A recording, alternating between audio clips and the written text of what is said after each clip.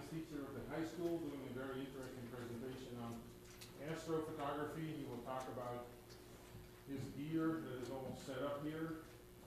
Question I always ask is, who has never been here before? A few. Okay, let me give you a 2-second introduction to the observatory. And I'll do it for the 10 minutes for you, Gary. Little Thompson Observatory is a separate nonprofit organization that was founded in 1997 by a group of people here in Berthoud that got a telescope donated to them with the only requirement to put it in a public facility. So we fundraised about $50,000 in 1997 and started building in 1998, opened the building here in 1999. Since then, we're close to our 55,000th visitor coming through here, and about 70% K through 12 age group, our target audience. As you notice, we're not on top of a mountain. We're nicely here in the lowlands, even next to a football field, in case there are any jocks out here. Right? Well, our mission is basically to get K through 12 students not to be intimidated, not to be afraid of math, science, physics, the tough stuff in school. And we're using astronomy as the teaching tool. We're an all-volunteer operation. We're always looking for more volunteers. So if you like what we do here, and if you want to tinker with telescopes once in a while, sign up on our website, starkids.org. We'll teach you how to run the telescope. We'll teach you how to talk to groups. Teach you a little bit of astronomy, because we don't know much about it either. There's a few experts among us that know a lot more. But the telescopes are computer controlled, so you can't go wrong, right? I mean, it's point and click and you're there. Sure.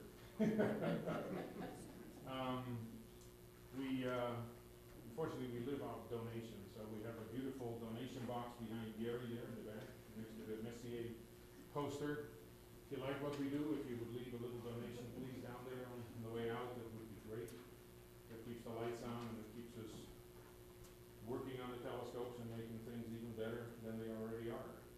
We currently do have the 24-inch operational. Unfortunately, somebody must have bought a new telescope because it's all cloudy out there. So hopefully we can see something. About 8 o'clock we'll stop. 8 o'clock, comet. Gary's going to look for the comet, and if there's anything to see there, then he'll yell and we'll stop the presentation by Scott. Or run outside. Pretty cloudy right now. See the comet. The comet, don't worry about the comet, it's still visible the rest of this month, and it'll just get higher and higher in the sky. And the sun will get down a little further every night, so hopefully we'll see it better later on this month. Anyway, Scott has been a science teacher now for how long here, Scott? 19 years. 19 years. Wow. Why didn't we start with you on this observatory? We started with Chad Rideout, the previous first science teacher here at the high school.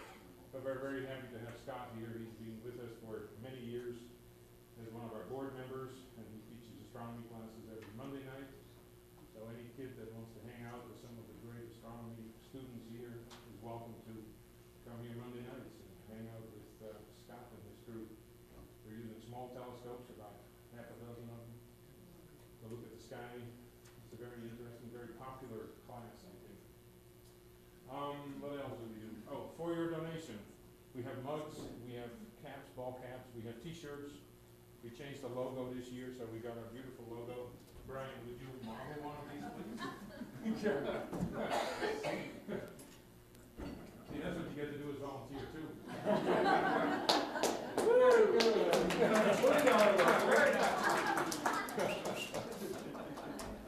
Anyway, without me blabbering out here, let's turn it over to Scott and give him a nice applause to welcome him here.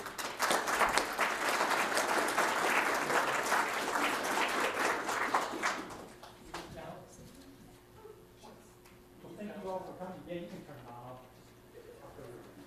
Thank you all for coming. My goal tonight is to introduce you to astrophotography. And if you've never taken a picture of the night sky before, I hope that you take your camera out sometime, especially this next week with the comet being out, and just give it a try. Try astrophotography. So I want to just talk a little introduction, basically talking about cameras and so forth, and then I have a PowerPoint presentation. And I broke the PowerPoint up into two parts. Basically, the first part contains the basic stuff, how to get started into astrophotography, taking simple star trail photos. And then the second part is for people who've already done astrophotography, some of the more advanced digital stuff. What do you do with image processing? What's the difference between something like this, which is a CCD camera, versus a regular digital camera? What are the advantages and so forth? So hopefully there's something you can take away with you from this presentation. And when I'm all done, I hope you have a lot of questions for me, all right? So first of all, a little background, how I got into it. First of all, I'm a child of the Apollo era, so how could you not be into astronomy, growing up seeing men landing on the moon all the time? So I had this deep interest in astronomy growing up in the 60s and early 70s. But it wasn't until I was in high school that this whole astrophotography thing kind of caught on. I remember as a freshman in my high school astronomy class, looking through the pictures of this book with these beautiful pictures of galaxies and nebulas and the bright, vibrant purples and blues that stood out on the page. And I said, Mom and Dad, can I get a telescope for Christmas? And so I get this little 16-inch, Kmart refractor and learn the night sky and everything that could, that a young astronomer could do. But when I found my first nebula through this telescope, I was so excited that I found the nebula, but at the same time I was a little disappointed because it was gray and hazy and I couldn't see the detail of the picture. So I said, I need a bigger telescope. So I got into college and saved up all my money, worked all summer and got an 8-inch Cassegrain telescope. I said, okay, I'm ready to go. I aim it at a nebula and it's just brighter, but it's still gray. I said, where's the color? Where's the detail? So the next thing, it was a 16-inch telescope. Same thing. It's just a brighter gray nebula. So I find out to get the true colors of those nebulas, the problem is when you look through a telescope, you have rods and cones in your eye. And the cones are what picks up the color, but it has to be at a certain intensity to stimulate the cones to see the reds and the blues and the greens. Sometimes on a really clear night with a big telescope, when I teach night astronomy, I notice that some high school students have more sensitive cones than others. And they'll come back and they'll look at a nebula and they can see the reds and blues in it, whereas most of us just see gray. But when you take an astrophoto, that's where the beauty really comes out. You find a way, let me grab a camera here.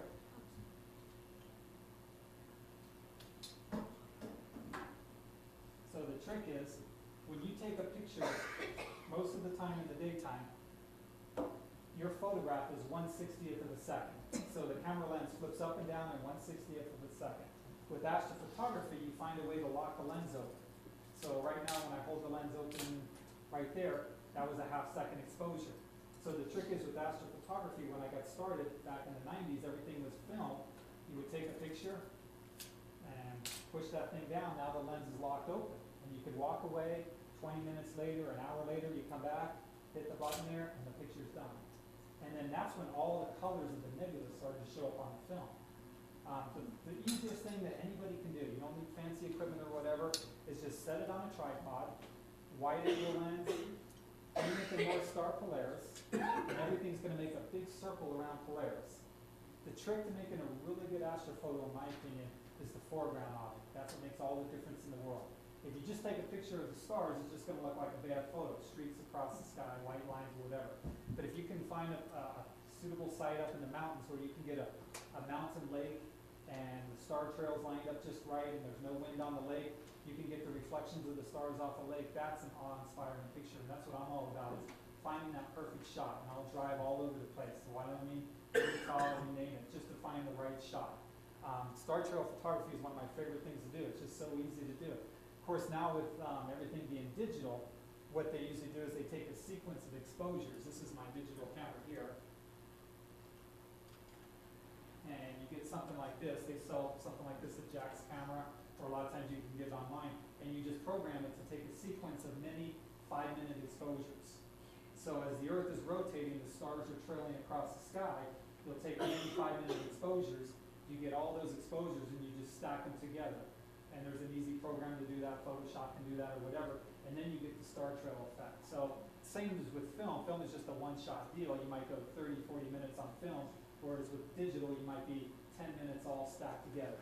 Anybody can do that. And I guarantee once you try that, you may be hooked on it. So make sure you keep your pocketbook tight there. Once you go from there. What speed film are you using? When I used, this was, back in the 90s, I did mostly medium format. And it depended more on the film. Some films will go out of favor, but Kodak PPF 400 was the standard that most astrophotographers were using in the 90s. Fuji also did a 400. Once you get to 800, it gets a little grainy. And then 200 is a little slow. So it's always that balance of what's fast enough and then what's low in grain. The pictures I have over here, I did those with medium format film, and I can enlarge them even larger than that, and they still don't break down. They still remain intact. Then the second part of my presentation gets into what is this thing called a CCD camera, which is basically going straight into the telescope here, and there's a filter wheel.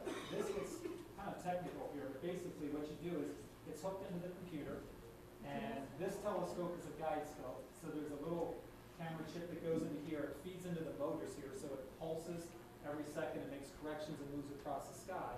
So I can take long exposures, and then this is essentially my giant telephoto lens and taking a picture there. But this gets a little technical, but how should I put it? This way is your field of view is like this, as the eye would see it. When you take a picture through this thing, it's like looking through a soda straw. So you're just zoomed into one nebula. So it's kind of what you're after. Most people that get hooked on star trail photography, they want to go to this kind of photography. There is another option you can do. It's called piggyback astrophotography, where the camera rides on top, and you can do a wide-angle photo. So as the telescope moves across the sky, and you don't even need a telescope. They sell these things at Orion Telescope, relatively cheap in terms of an expensive hobby. This would be a nice way to go, to just set a digital camera on something like this. It's going to track across the sky for you, and you can take wide-angle photos, like this picture here of the Milky Way. This is one of my favorite pictures. A lot of people look at this, and the first thing they think of is a telescope. But this was actually done with a wide-angle lens, this particular camera right here, and the camera was just tracking across the sky. Probably 90-minute exposure under the dark sky of Utah, but all the Milky Way and the nebulas, you can see the Lagoon Nebula there, Scorpio, all that stuff showed up on the film there. But nothing too fancy in terms of money and equipment, something very easy to do.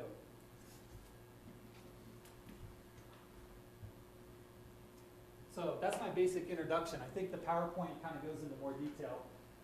So like I said, the first two parts start off with basic stuff, how to do simple star trail astrophotography, and then how to do piggyback astrophotography, where you're actually on some kind of mountain that's tracking across the sky.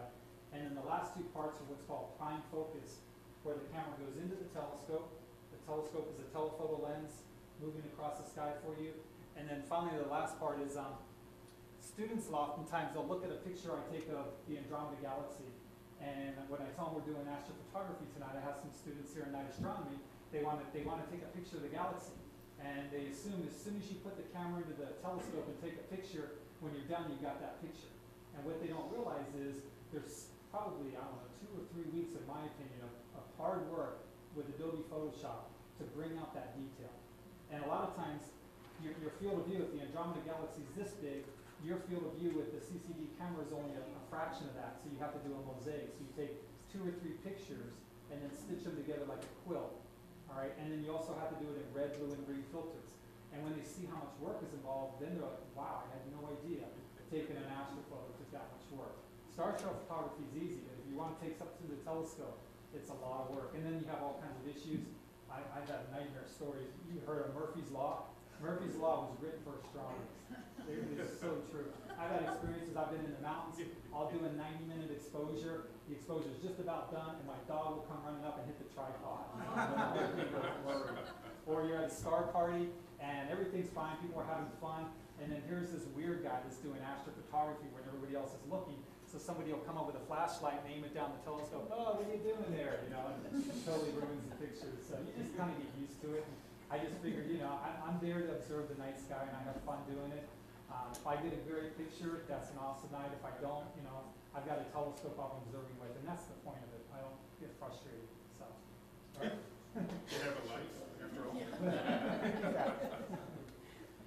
All right, so let's maybe dim the lights a little bit. We'll go through the PowerPoint here. How are the skies before I get started here? Is it clear enough, or? No. I just looked, nothing. No.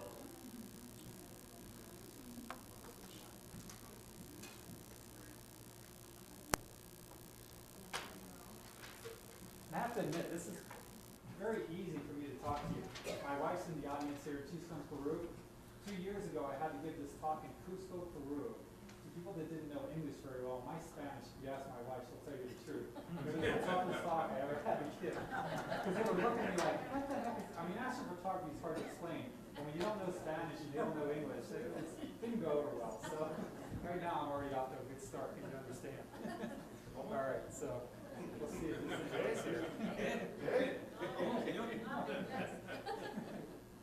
All right, so there's the basic breakdown. Like I said, the first 2 parts are just the basic astrophotography stuff. So someone who's never done it before, hopefully you get a chance to give it a try there. And then the last 2 parts are a little more advanced there. So the basic equipment, what you need, a digital camera. I saw some Nikons out there. I don't mean to offend anybody with a Nikon. I hear they make great lenses, okay? But I have seen side-by-side comparisons, and Nikon apparently is getting a little better. But in terms of the electronic noise, they say Canon seems to be a little bit better to go. But don't, I'm not the one that has compared it myself. I'm just going by what other people say. Nikon seems to make the better lenses, but Canon seems to be better in terms of the electronic noise. But by all means, use what you got there. And then some kind of remote control shutter leads. It's called a digital timer and a good tripod. So that's pretty much all you need to get started there.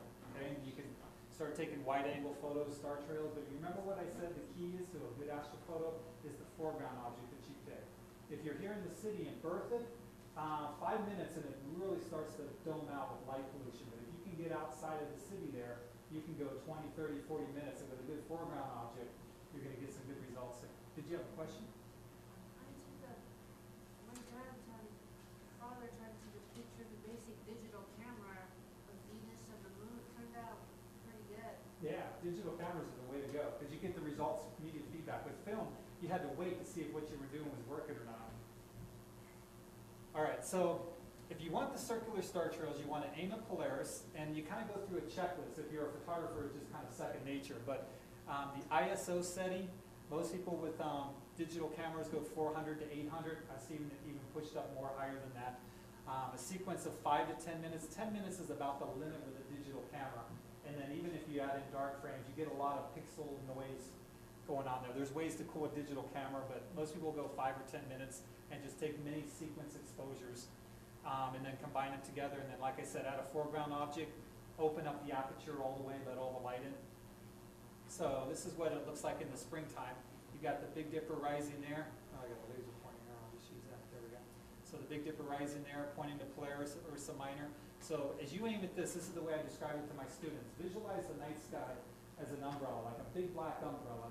You open up that umbrella, and imagine the inside of that umbrella is painted with the constellations.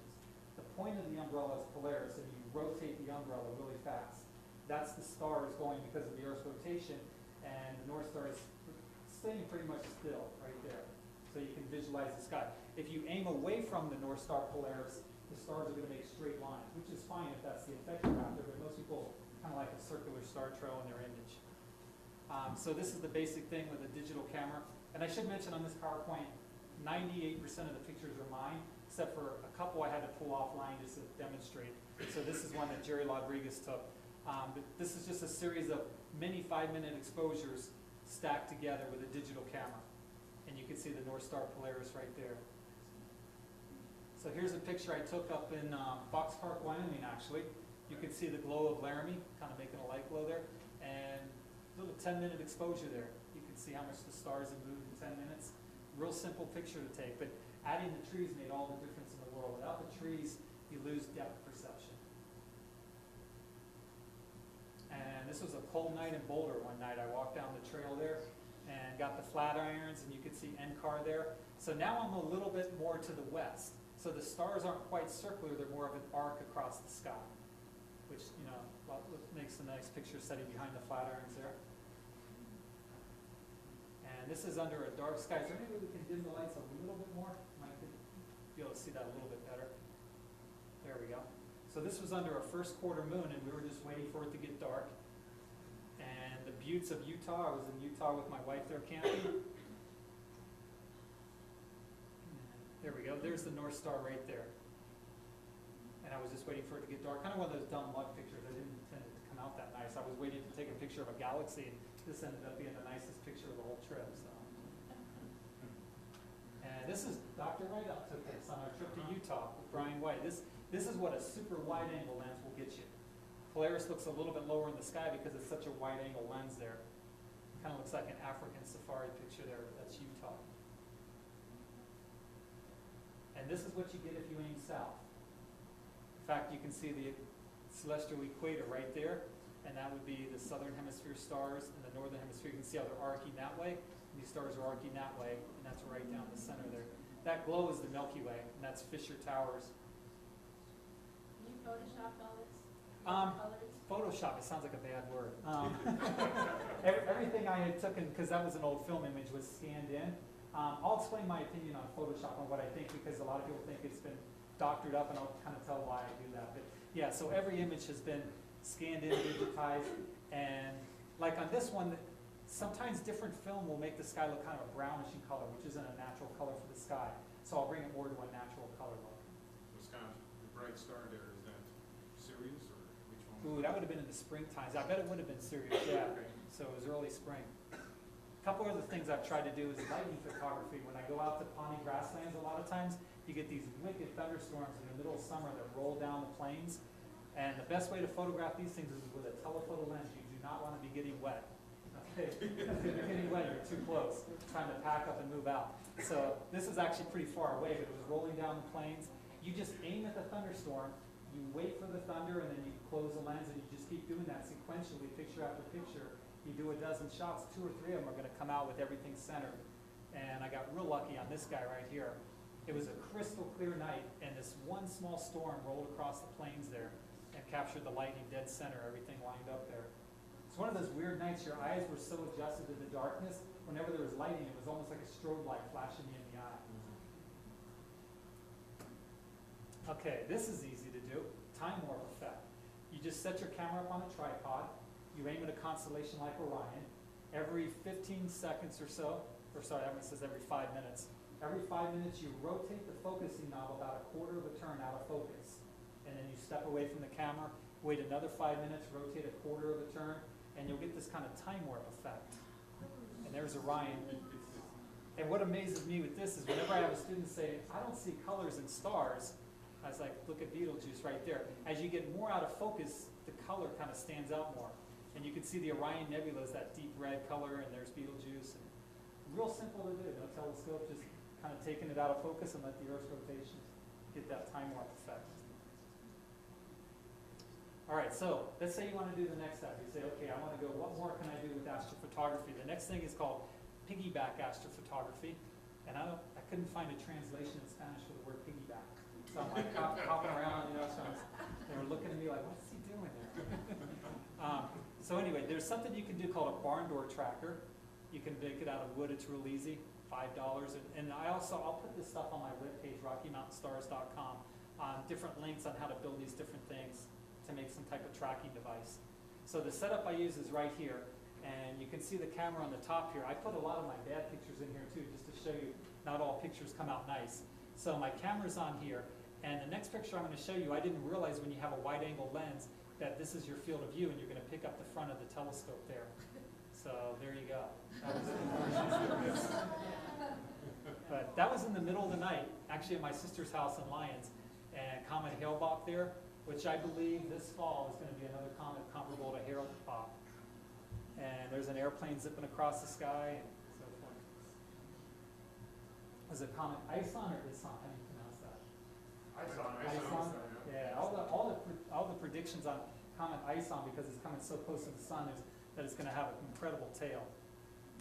So this is called a barn door tracker, just because you make it out of scrap wood or whatever. You can just take a couple pieces of wood, a bolt, and rotate the bolt. It tells you a quarter of a turn every so many minutes, and you aim it up to the north, and that'll get rid of the rotation of the Earth for you. So you can zoom into the stars. They also have a link to build a motorized one, relatively cheap. They sell them, they're a couple $100 if you want to buy one, or you can build one for $20, $30 like that. But that'll get rid of the tracking problems you have, and that's what you can get with a telephoto lens. Anybody want to guess what cluster that is? It's by Cassiopeia and Perseus. Yeah. The double cluster, yeah. So there's a double cluster, a telephoto lens with a simple tracker there. And there's, like I said, one of my favorite shots. That's the Milky Way in Utah. And you can see the front of the Scorpion there. There's Antares. loops around the tail and all the gas and dust of the Milky Way. There's the Lagoon Nebula, Sagittarius is over there. That black hole in the center of the Milky Way is somewhere in that gas and dust, somewhere in that region there. There's Comet Hale-Bopp. This brings me to my PowerPoint thing. People right away that know anything about astrophotography would say, hey, that's been photoshopped, okay? Because it took me at least 15, 20 minutes of tracking Hale-Bopp across the sky. The camera's moving, okay? So how come the mountains are in focus there? Because the mountains are, that's how the mountains would look under moonlight. The way I look at it is this: when you are up in the mountains and you see this, that's sort of how it looks to your eye, minus the blue ion tail. That only showed up on the film, but you could see the white tail like that kind of coming out of the mountains. So what I did is I took a picture of the mountains and then took a picture of the comet and put the two together, because in my eyes, that's what I saw. So I'm just doing the work on Photoshop, not to make it look phony. I'll show you a real phony picture here in a minute, but to make it look more like this is what my eyes saw. If I were tracking the comet and the mountains were all blurry, I didn't see blurry mountains, okay? The mountains were also in focus.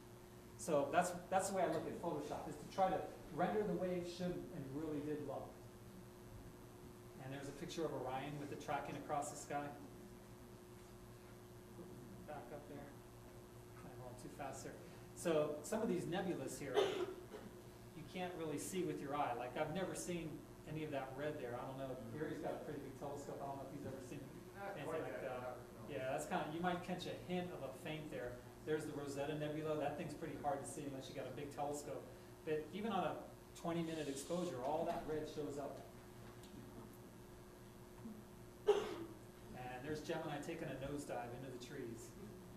Was that digital or film, Scott? That was digital.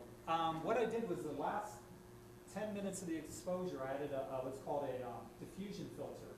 And it makes the brighter stars kind of diffuse out more. And then I went into Photoshop with Dodge and Burn and made them stand out even more. And the reason I do that, if I didn't do that technique, most people wouldn't be able to find Gemini in there. It would just be a bunch of stars and they're like, oh, okay, ho-hum. But you know, if people want to say, what does Gemini really look like? Oh, I'm back up here. You can see the heads right there, the two stick men. Okay, there's one arm going down and there's one arm going up, okay?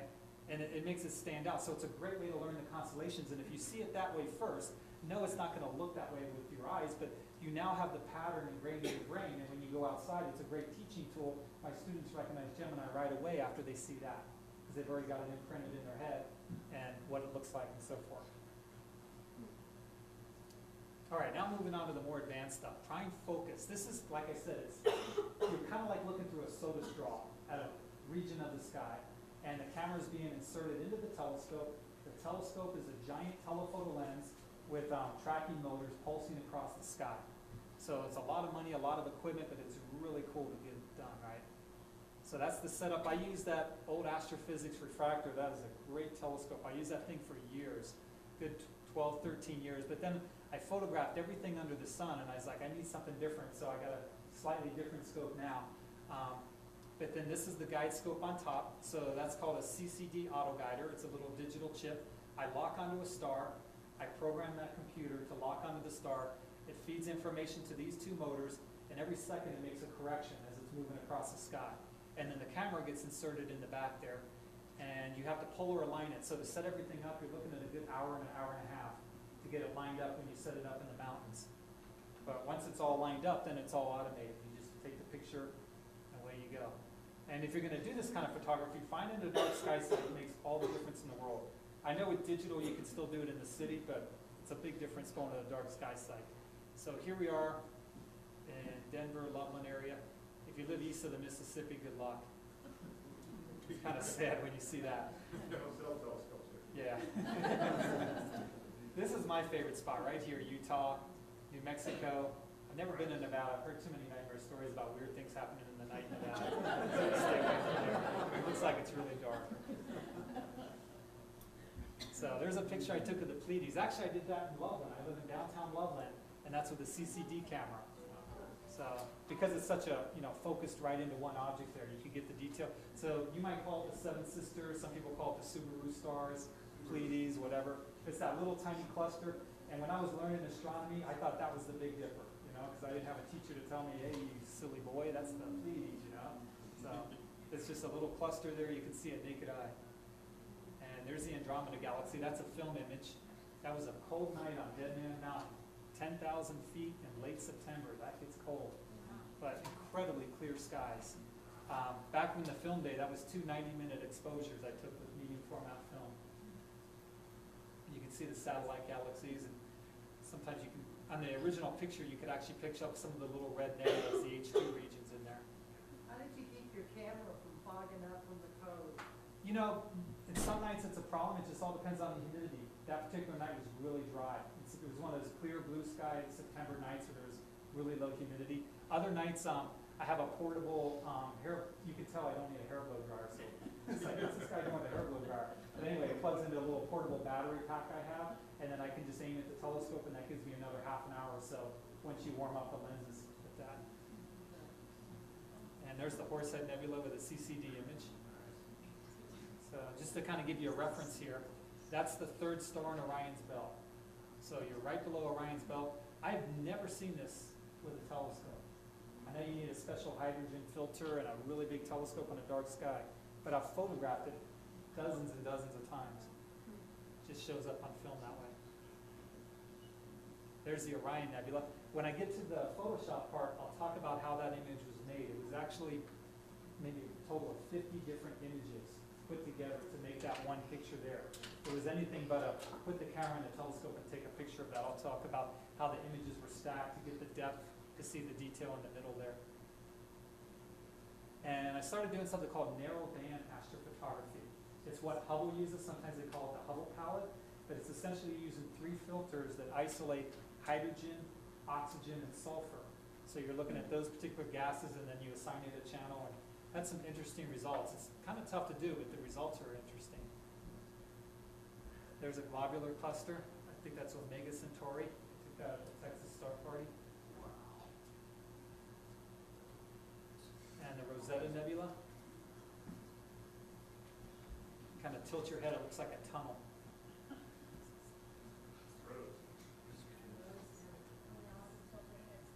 Do you remember the Milky Way picture and you were looking at Scorpio? There's the heart of Scorpio, Antares. Really one of my favorite regions to photograph. It's also one of the most challenging because it's low on the horizon.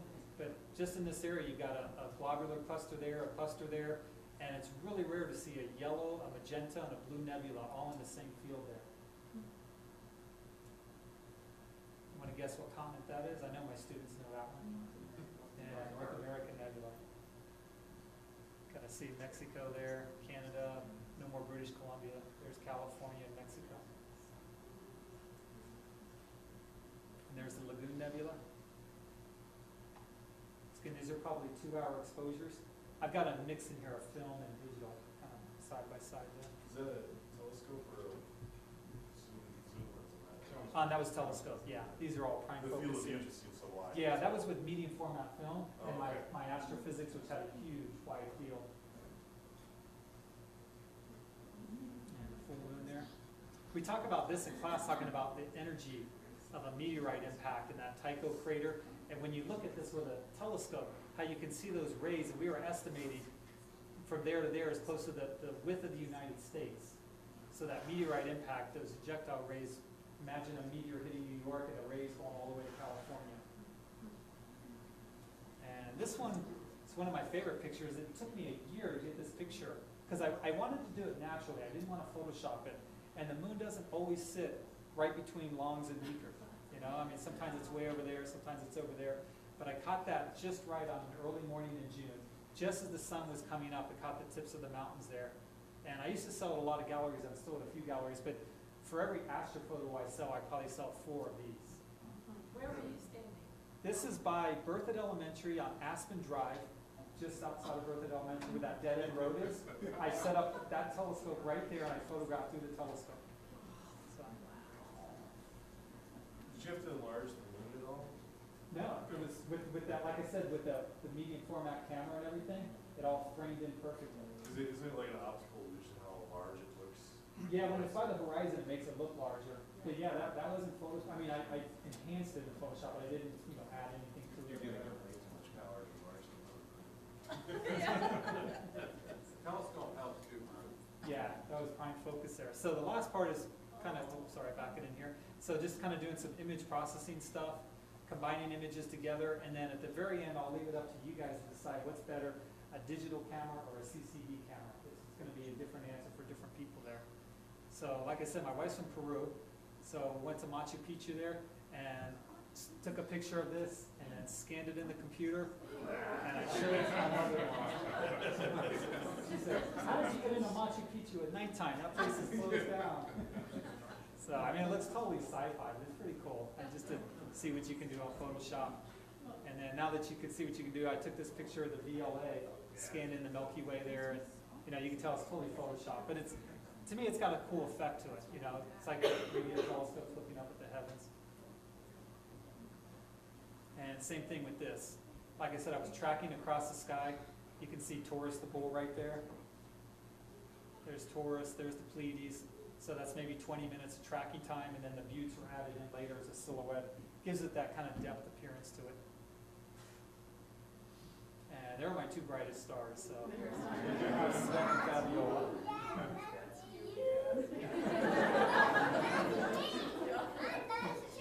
Yeah. So the reason I put this up here is a normal daytime picture, that's going to be your histogram. All that's the information on a normal picture. Lots of information there. Okay?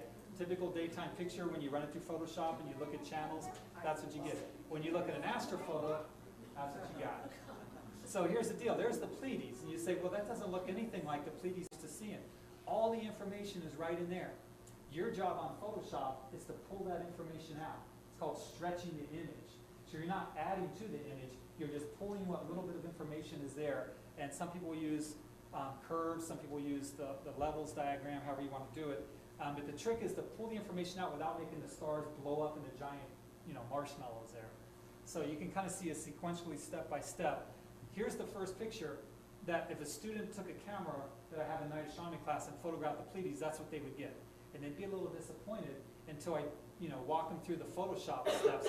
And then when you stretch the image, now you can start to see the detail. And since this was a CCD image, it was done in black and white first, and then the image was stretched, and then a red, blue, and green image was done with 3 different filters.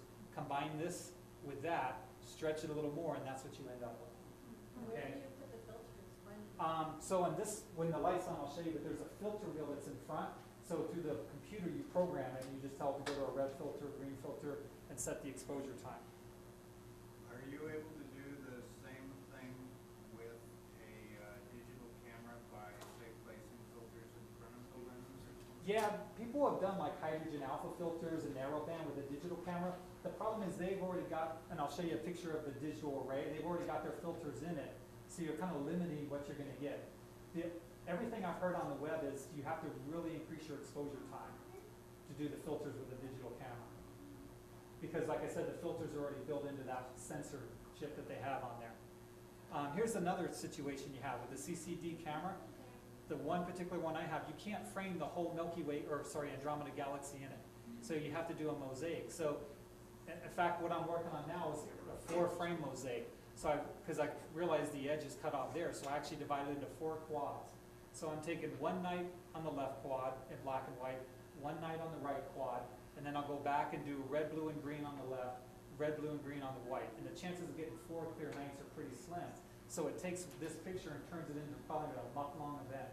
Sometimes you have to wait till the new moon of the next month to kind of finish the picture there.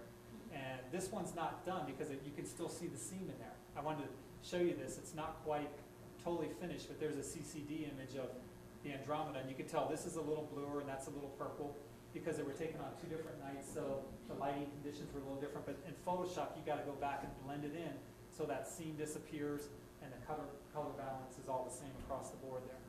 Scott, is that mostly because of the telescope itself and the limitation of the field of view of the telescope? I think on that particular image is because there was some slight cirrus clouds on the second night. But it could also be, because I tried to center it, let me back up here. I tried to center it so that this is in the center of my scope here, and then that's in the center there. But you can tell that's more of a purplish magenta, and that's a deeper blue color. So I think it was actually the cirrus clouds making it change a little bit. And then the Orion Nebula, this is the one I wanted to talk about. I've seen lots of pictures of the Orion Nebula that look like this. This is usually how when most people, and my first images of Orion look just like this. When you look at it through the telescope, you can see these 4 little stars in the middle called the trapezium, making the whole cloud glow. But when you take a picture of it, if you want to capture the outer detail, the inner part gets blown out. It's too bright, it's overexposed, it washes out the picture. So what you do is you take a bunch of pictures with different exposure times. So the first set of pictures is just the center with the trapezium for maybe 20 seconds. And then over here, this is maybe 40 seconds, many pictures stacked together. Down here, you're talking, getting close to, I don't know, 80 seconds. And then over here, many, many minutes to get this outer detail. I actually did this 7 different exposure times. I just put 4 up here to kind of give the effect. And then you take all those into Photoshop, stack them together, feather it, and then the final result will look something like that. Now you can see the detail in the middle and the detail on the outside. And also you can tell these are 2 different pictures. Right in here is the seam, which hopefully you can't see. So this was done one night, and then a couple other nights I did the Orion Nebula, stitched them together, and the ultimate goal is to your eye, it looks like one continuous picture. But a lot of times students will get the idea, oh, I just put a camera into a telescope, take a picture, and you got it, but there's a lot more to it. Show them the Running Man. Oh, a Running Man? Oh yeah, here we go. People won't know that. See the hurdle? Running over the hurdle, sideways guy, he's kind of going like that, Sideways. jumping over the hurdle. It framed look, I always put the Orion Nebula up this way, but on the PowerPoint it didn't frame as well that way, so if he was upright, you would look like he was going over a hurdle. Now, he's always running like that, but kind of cool, eh? Okay, then the last part is, what is this thing called a CCD, a charged coupled device?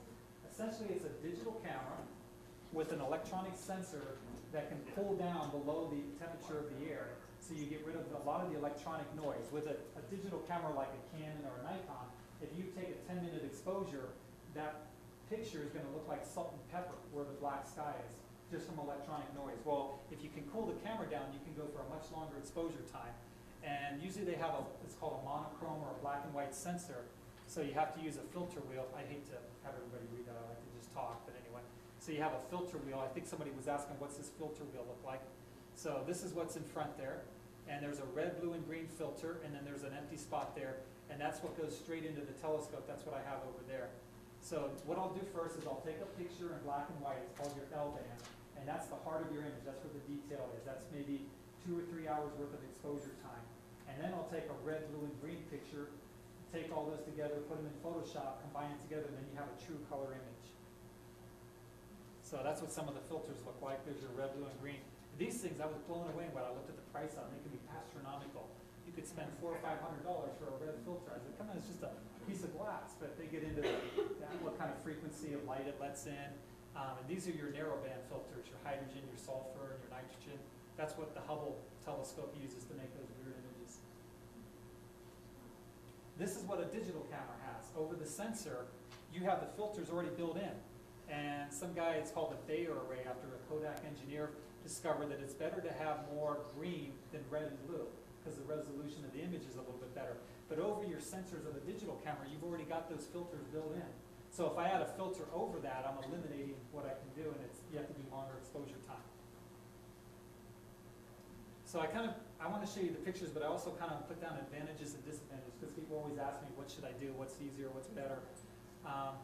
Advantages of a digital camera: easier to use, less expensive. You can do daytime pictures, you can photograph your family, video, and you can leave the laptop at home. That's huge for me. I can't stand having the laptop in the field, especially when I go out to Pawnee grasslands and you turn that baby on, all of a sudden mosquitoes are all over you.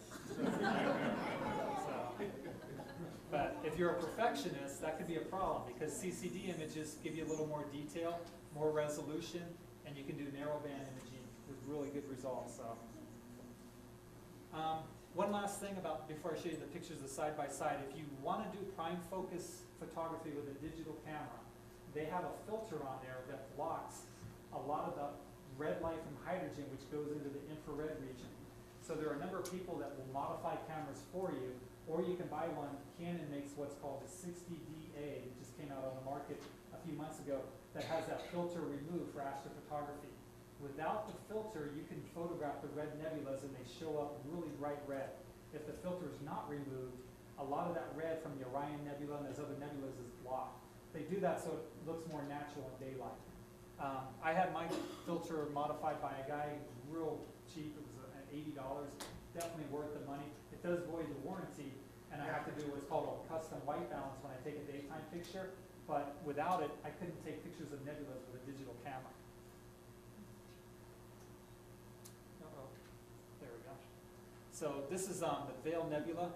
I didn't take this picture, this is someone else's, so I don't know how legit it is, but they said apparently it didn't even show up with an unmodified camera, and then when they removed the infrared filter, then they could see the nebula there, so. Okay, let the picture be 1,000 words right there. On the left there, this is with the same telescope in my backyard in Loveland.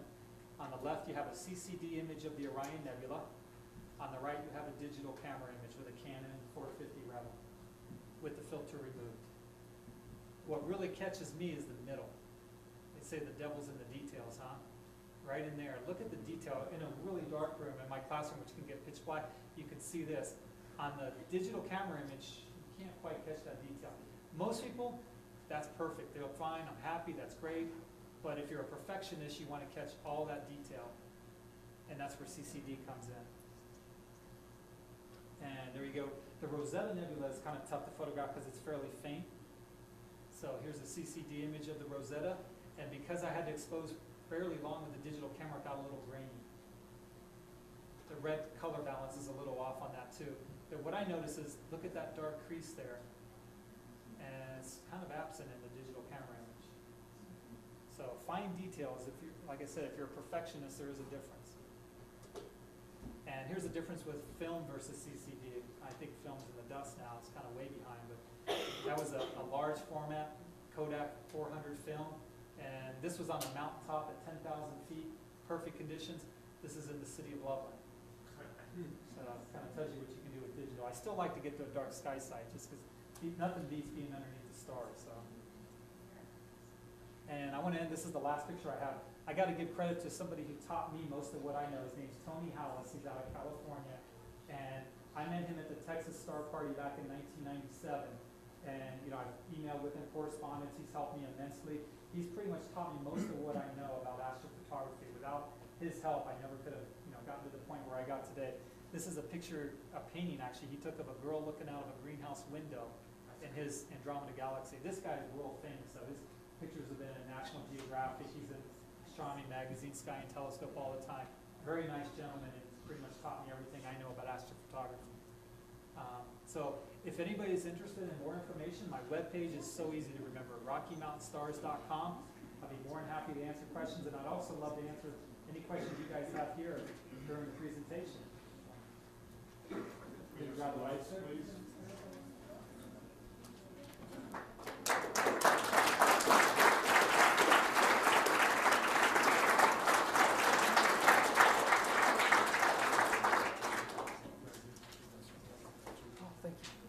What we didn't mention yet is Scott has pictures here for sale as well. So if anybody wants to walk away with a beautifully mounted picture of some of these pictures, some of these shots, they're out here front. Just talk to Scott. And if I don't have one there that you want, I can also, you can email me from my webpage and I can get you one that way. I've been at the high school since 1995, so I'm probably not going anywhere. Scott, if I have a digital camera, do I understand that I do not need a filter for it? If you're just doing like earth and sky pictures and star trails, just do it the way it is. It's only if you want to, yeah, that'll give you the fine color. It's only if you go through the telescope and you want to photograph a nebula that's a red hydrogen nebula. Some of the red hydrogen goes off the scale of what the digital camera will allow. Removing that filter allows that hydrogen light through. So it's only if you're going to go, the Canon 60DA is what a lot of astronomers are using now for astrophotography. It's also got a rear filter thing that will fold out for you, so you don't have to go like that when you're focusing it. You can actually stand at a normal angle and focus the camera, which makes it really convenient for photography. Why is the red filter in the camera in the first place? Has to do with color balance, because since mine was removed, if I take a normal picture, everything's skewed to the red. So I either have to do a custom white balance, or when I take a picture, I have to go into Photoshop and remove some of the red in the person. Why did Canon put it there in the first place? All cameras have it, because the digital chip is sensitive to frequencies beyond what the human eye can see. So by putting it in there, it's just basically only allowing frequencies of light that your eye can see. Takes out the long one. Takes out the long wavelength, exactly.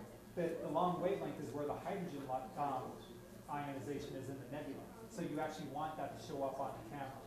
But then if I take a normal daytime picture with it, everything's gonna look too red because I'm letting in more infrared light than my eye would normally be able to see. So, but you can custom adjust that with color balance or anything like that. You were talking about taking 10 or 20-minute exposures, but earlier you had said there would be exposure to like 5 minutes because of noise and then Yeah. stick them or something? So with a DSLR, a digital camera, Yes. 5 to 10 minutes, especially in the summertime, is about your limit. Okay. With a CCD camera, I can go 20, 30 minutes because it's got that cool, it's electronically cool. When I hook it to my computer, I set the temperature I want it at, and I'll put it at -20.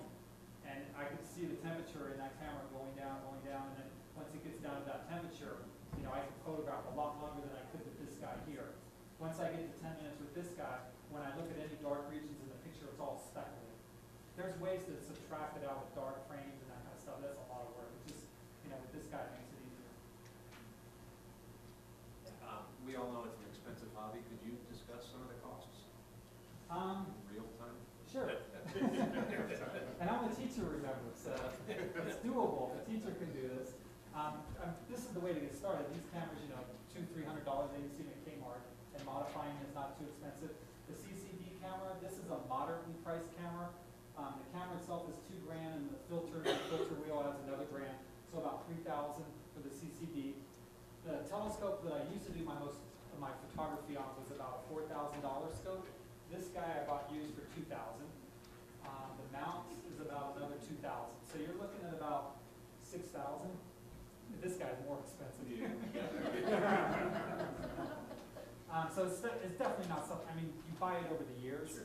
I started off with just a simple Olympus camera, and then you save up for a telescope. And there used to be an online site called Astromart, which is great for buying and selling used stuff, but that's kind of offline.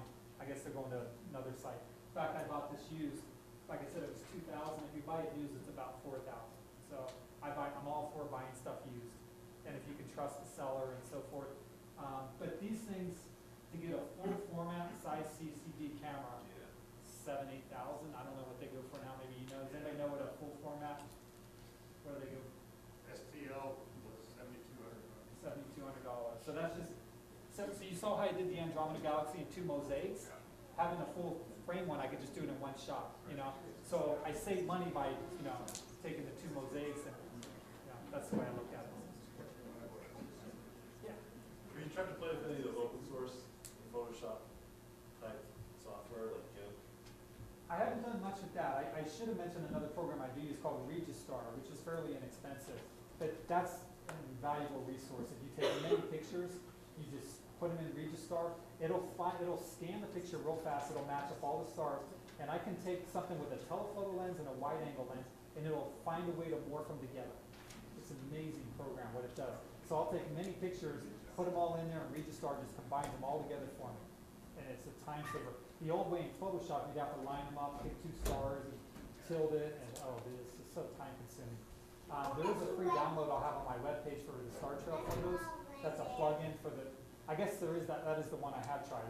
It's basically you take a bunch of pictures for star trails, put them into Photoshop, and it'll stack them all up for you and then make it look like it's flowing as one continuous picture. So, but Photoshop and Registar pretty much met all of the needs. And then I use something called Noise Ninja to get rid of some of the pixels. It just kind of smooths out the background. So those are the only 3 programs I use to process the image. I know there's some people, I'm not a computer person. Honestly, I love the hobby, but computer time is my least favorite time with it. That's what I kind of dread, because it just, if you're a perfectionist, I never get it right, and you just keep going over and over, so. GIMP is a free open source Photoshop-like tool. It's not as easy to use, but it has all the same features. It's the way to save or a good way to get started instead of dishing out with Photoshop like $500. Yeah, $500-600. Helps if you're a teacher, we get to school. Yeah, it's like $80 for you. There are perks of being a teacher. Yeah, but GIMP is an open source tool you can download. Okay. Any other questions?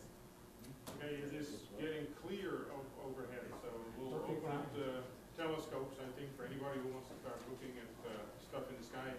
Scott is available to either sell you some of his pictures or answer more questions. So we need a 2-inch team out the front, sir?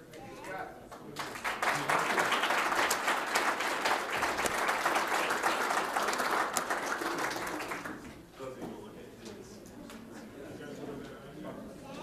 Want me to go? I saw an article on one of the astronomy sites, 1 Minute Astronomer or something like that. They, last year, they were talking about a camera system. I saw it later in Canada and so forth.